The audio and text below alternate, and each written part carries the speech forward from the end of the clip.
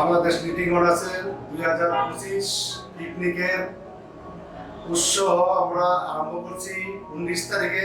আপনারা সবাই যাইবেন। আর আমি মারিয়া নিটিং শাহ নিটিং এর পক্ষ থেকে মুজিবুর রহমান বলছি। আমরা দীর্ঘদিন ধরে এই ব্যবসার সাথে জড়িত, কিন্তু আমরা সবাই ভালোভাবে এই ব্যবসাটা করতে পারতাছি না। যদি কোনো গার্মেন্টসের মালিকরা আমাদেরকে সুদৃষ্টিকে চায় তাহলে ব্যবসাটা আমরা করতে পারি। ব্যবসাটা বিভিন্ন সমস্যার মুখে আমরা হইতেছি।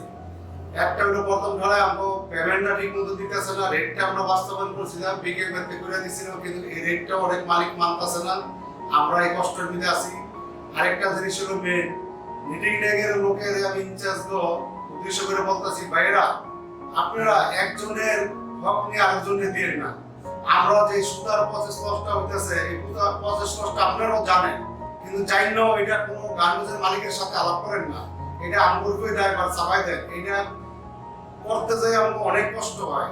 এই জিনিসগুলি আপনারা যদি সঠিক মালিক তথ্য দেন, এই সুতারা এত বছর প্রসেস হইতেছে, তাহলে আমাদের জন্য অনেক ভালো হয়। আমরা এই জরিমানা দিয়ে ব্যবসাটা করা লাগে না।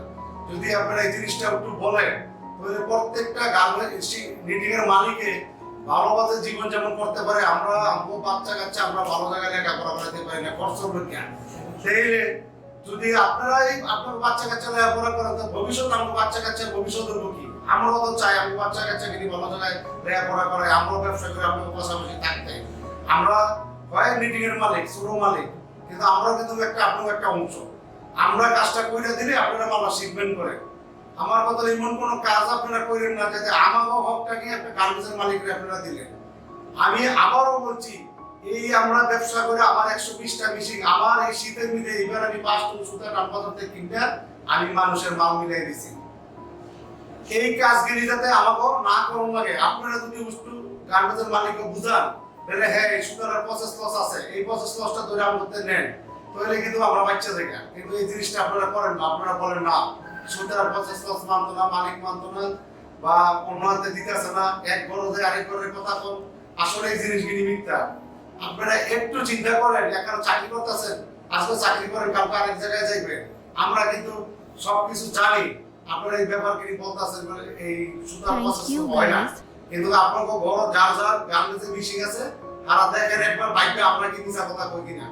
ইন্ডিয়ান সুতা বলতেছেন, এখন বাংলাদেশি অনেক সুতা প্রসেস লস হইতেছে। আমার একটা কাকুতি মিনতি করে আমি বলতাছি, এই জিনিসগুলি আপনারা যদি একটু গার্মেন্টসের মালিককে বোঝাতে হলে আমার সমস্যাটা আর আমরা করি না, আমরা ব্যবসাটা সুন্দর করে করতে পারি। এমনি দেশের পরিস্থিতি ভালো না, কোনো গার্মেন্টসে আমরা ঠিক মতো পেমেন্ট পাই না। 3 মাস 4 মাস পরে পেমেন্ট দিতে গেলে আমরা 20% 30% পেমেন্ট দিয়ে দেয়। আমরা ব্যাংক লোন, তারপরে শ্রমিকের বেতন, কারেন্ট বিল, এখানে একদিনও দেরি করতে পারি না। এই সমস্যা মুখে আমরা হইতেছি, অনেক ঝামেলার মধ্যে আমরা আসি ভাই। আমার নিজের 120টা মেশিন আমি কোনো সময় বর্তমানে এই বড় বাজার করে দিতে পারি না ঠিক মতো, এই থেকে মেশিন চালাইয়া। আপনাদের কাছে আমার একটাই অনুরোধ, আপনারা আমগো এই নিটিং শিল্পটারে বাঁচাই দেন, যেমনি আমরা ভালো চলতে পারি। এই সুন্দর কইরা এই আমার কথা কামনা রইল। আসসালামু আলাইকুম। সকল সদস্যরা আপনারা ভালো থাকবেন, সুন্দরভাবে আনন্দ উপভোগ করতে যাবেন ঔষধি পার্কে। যেই কোনো সমস্যা আমাকে আছে সেটাকে এসে জানাইবেন।